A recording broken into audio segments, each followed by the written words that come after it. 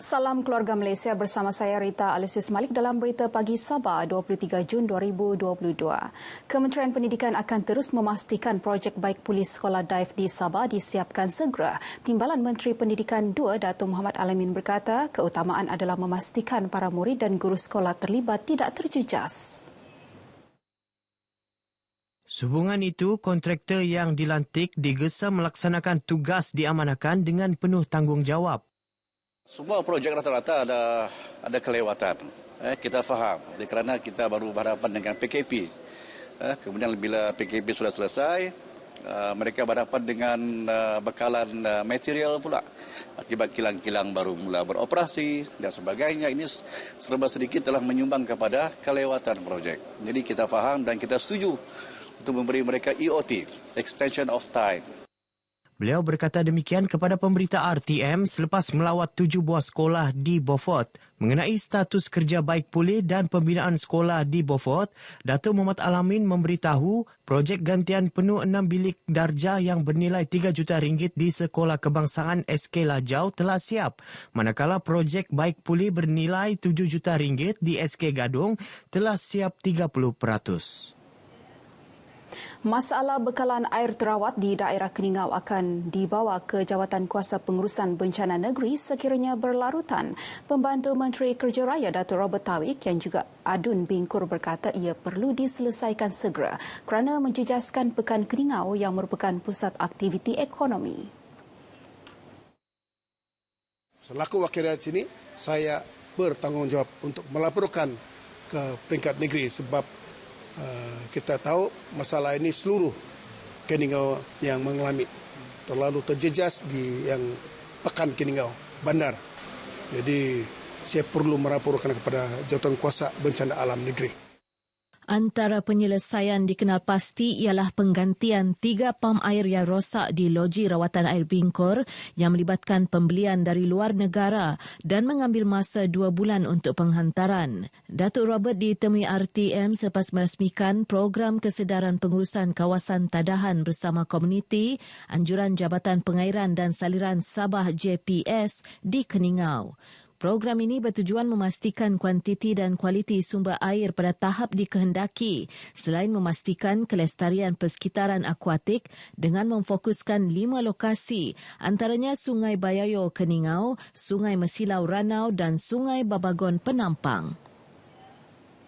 Jangkitan harian COVID-19 di Sabah melonjak tinggi melepasi paras 100 apabila merekodkan 125 kes baharu semalam.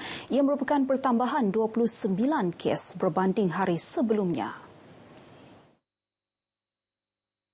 Jurucakap COVID-19 Sabah Datuk Seri Panglima Masudi Manjun memaklumkan daerah mencatat pertambahan kes baharu meningkat iaitu 13 daerah berbanding hanya 5 daerah merekodkan penurunan. Antara daerah jangkitan harian tinggi ialah Kota Kinabalu, Penampang, Sandakan dan Putatan.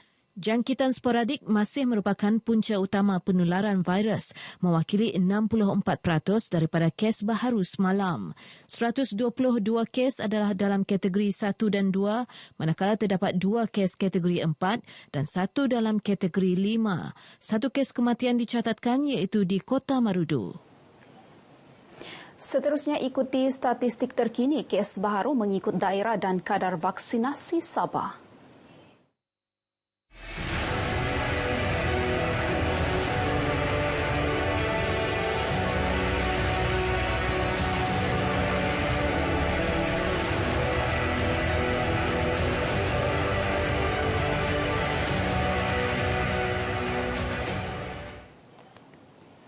Kerjasama kerajaan negeri, pelbagai agensi dan individu dalam membantu menjaga keharmonian di Sabah dihargai pihak pasukan keselamatan. Panglima 5 Division Major Jeneral Datuk Muhammad Halim Khalid berkata, sokongan sedemikian sangat bermakna dalam melancarkan tugas yang diamanahkan. Setinggi Peragam, terima kasih. Dan kita berharap ukhuwah sebegini rupa, kerjasama sebegini rupa diteruskan di masa-masa hadapan demi menentukan keharmonian dan keteraman negeri Sabah. Major Jeneral Datuk Muhammad Halim nyatakan demikian selepas melakukan kunjungan hormat perpisahan terhadap Yang di-Pertuan Negeri Tun Dr. Johar Datuk Mahiruddin di Istana Sri Kinabalu. Beliau yang menggalas tugas sebagai Panglima 5 Division sejak 7 Januari 2021 bakal bersara wajib pada Januari depan. Major Jeneral Datuk Muhammad Halim pernah menerima pinggat gagah berani PGB pada 2 Oktober 1994 atas semangat dan keberaniannya terlibat dalam penugasan menyelamatkan anggota tentera elit Amerika di Mogadishu yang turut diceritakan dalam sebuah filem popular Black Hawk Down. Usaha berterusan Jabatan Perpaduan Negara dan Integrasi Nasional memperkasa kawasan rukun tetangga KRT dilihat mampu melahirkan komuniti berintegriti, progresif dan inovatif. Pembantu Menteri Sains, Teknologi dan Inovasi, Datuk Seri Dr. Rudi Awah berkata, keyakinan itu berdasarkan kejayaan pelbagai program dilaksana jabatan berkenaan. Antara program tersebut, sesi taklimat gerak kerja komuniti rukun tetangga dan kursus pemerkasaan kawasan rukun tetangga yang bertepatan dengan usaha memantapkan lagi perpaduan rakyat pelbagai kaum di negara ini. Demikian ucapan Datuk Rudi yang juga adun pitas ketika penutupan program sesi taklimat gerak kerja komuniti rukun tetangga dan kursus pemerkasaan kawasan rukun tetangga di Pitas. Teks ucapan beliau dibacakan Pemimpin Pembangunan Masyarakat PPM Ramlah Nasir. Sementara itu, program ini mendapat sambutan baik penduduk. Sebab dengan menghadiri kursus umpama ini, kita dapat menimba ilmu sebanyak mungkin khususnya untuk bagaimana kita memperkasakan pengurusan dan sistem yang lebih baik di peringkat KRT. Amat pentinglah, macam saya kan sebelum ini sudah 10 tahun di KRT, saya rasa memang seronoklah dari masa ke semasa kita dapat ilmu yang lebih bermanfaat. Kita berharap dengan kursus gerak kerja komuniti KRT dari Pitas yang diadakan pada hari ini dapat membantu pemimpin-pemimpin KRT di peringkat kampung untuk melaksanakan pelbagai program bagi memperkasakan dan juga mengoptimumkan penggunaan geran KRT yang disalurkan oleh kementerian setiap tahun. Pertubuhan Keselamatan Sosial Perkeso buat jelung kalinya mengadakan seminar skim keselamatan sosial dan inisiatif baharu Perkeso 2020 di Kota Kinabalu. Ia merupakan program libat urus skim perlindungan dan inisiatif Perkeso kepada penjawat awam kerajaan negeri. Program tersebut bertujuan memberi pendedahan serta maklumat kepada pencarum dan orang tanggungan atau waris berkaitan faedah-faedah serta inisiatif baharu Perkeso. Saya rasa ini adalah satu program yang sangat bermanfaat terutamanya kepada penjawat awam kerajaan negeri yang lantikan kontrak dan sementara sebab skim ini baru diperluaskan kepada kerajaan negeri pada tahun berkuat kuasa 1 Januari 2021. So ini memang tepat pada masanya lah ya dilaksanakan. Dengan adanya skim-skim ini maka dapatlah kita melindungi bukan sekadar untuk memberi pempasan semata-mata tetapi faedah pemulihan. Seterusnya program-program yang berkaitan dengan program kembali bekerja dan melangsungkan kehidupan seharian. Demikian dinyatakan kepada pemberita selepas seminar skim keselamatan sosial dan inisiatif baharu Perkeso tahun 2022 di Kota Kinabalu. Turut diadakan penyampaian cek kepada 3 penerima faedah skim insurans pekerjaan, SIP dan penerima faedah di bawah Akta Keselamatan Sosial Pekerja 1969 Akta 4.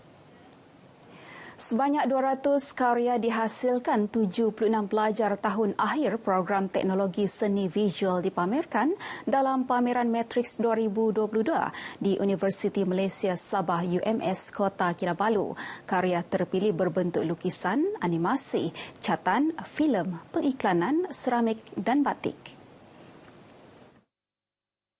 Bercakap kepada RTM, Pensyarah Kanan Akademi Seni dan Teknologi Kreatif UMS, Dr. Adli Bromio Bianus memberitahu pameran kali ini bertujuan memberi peluang kepada pelajar untuk mempamerkan karya seni yang dihasilkan. Pencapaian mereka adalah begitu berkualiti sekali, di mana mereka mampu menghasilkan karya-karya ini dengan dalam masa yang singkat walaupun selepas masa pandemik ini. Mereka juga mampu catch up dengan apa semua yang telah didedakan kepada mereka daripada tahun 1. Realism ni dia menggunakan media catatan, tapi dalam karya saya aplikasikan kepada drawing, dan realism ni dia akan memfokuskan kepada warisan budaya sejarah dan benda yang dia berkaitan dengan manusia dan haiwan.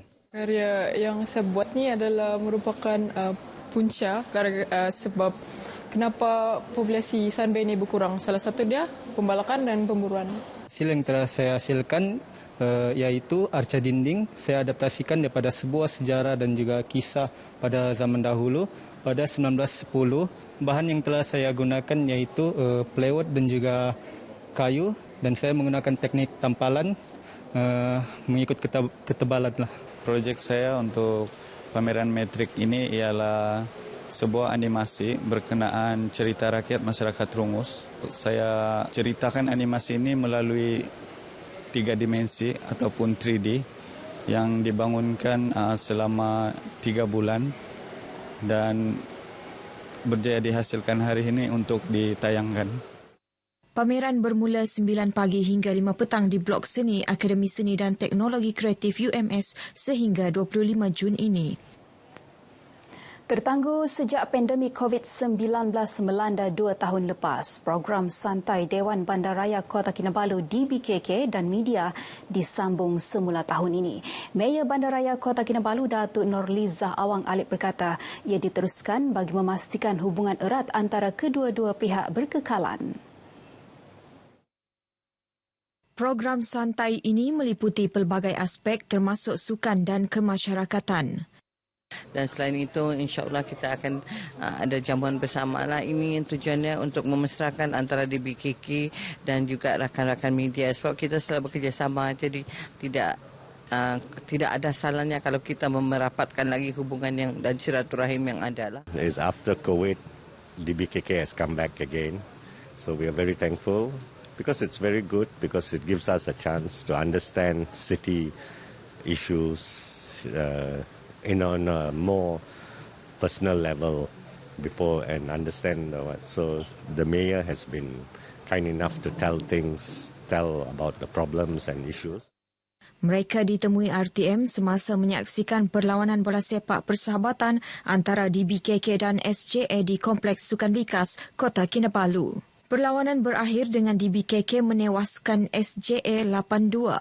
Seterusnya, perlawanan bowling DBKK bersama media akan diadakan pada 23 Jun dan majlis jamuan makan pada 25 Jun bagi meraihkan pengamal media.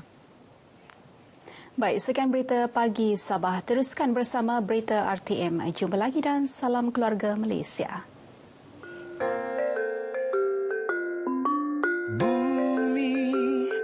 Kita menghijau, laut terbentang luas, burung bebas melayang, gunung nan megah. Ingatkah kita kepada mereka yang dahulu berjuang untuk negara?